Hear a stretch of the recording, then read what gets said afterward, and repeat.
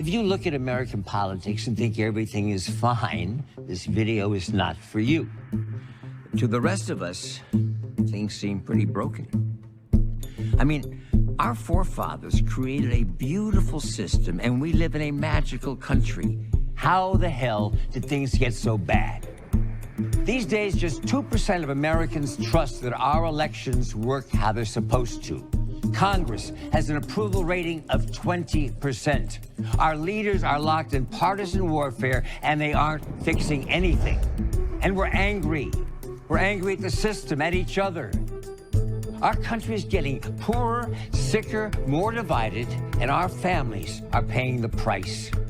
We don't even talk to each other anymore.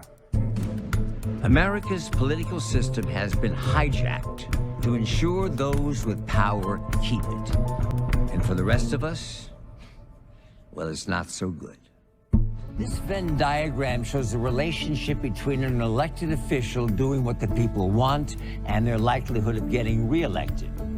Ideally, they'd serve the people and have a high likelihood of reelection. But a recent Harvard Business School report by Professor Michael Porter and Catherine Gale showed that the relationship looks more like this. They found virtually no correlation between serving the will of the people and getting reelected. In other words, if our elected leaders do their jobs, they're more likely to lose their jobs. How is that possible?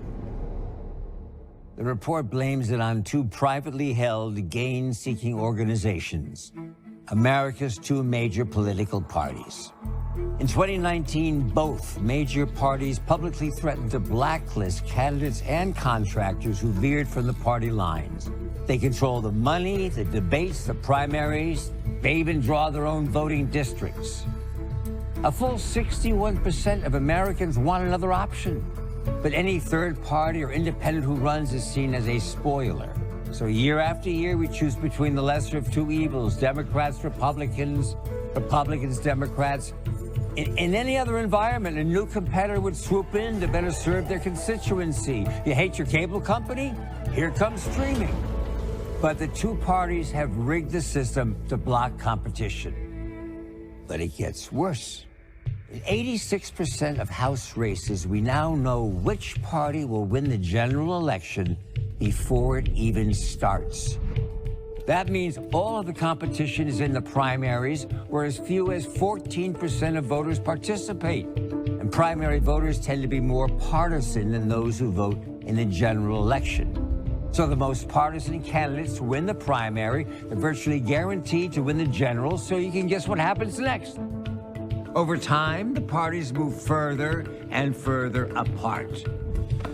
This graphic shows members of Congress who worked with the other party to pass a law in 1953. The gray lines represent their collaboration. The more lines you see, the more times they crossed party lines to pass a law.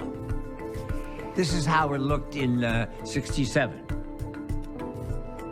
In 81. Look what happened in 1995, and by 2011, it represents where we are today. Hardliners are rewarded, collaboration is vilified. Congress is so gridlocked they can't even pass the most basic laws to improve the lives of everyday Americans. For the first time since the Great Depression, life expectancy in the U.S. is actually going down while it goes up in the rest of the world. We were once ranked top in the world for education. We've fallen to 27th. We can't afford life-saving prescriptions, and medical bills are forcing families into bankruptcy. Almost half of American families can't even afford basic necessities like rent and food. What I want to know is, how do we fix it?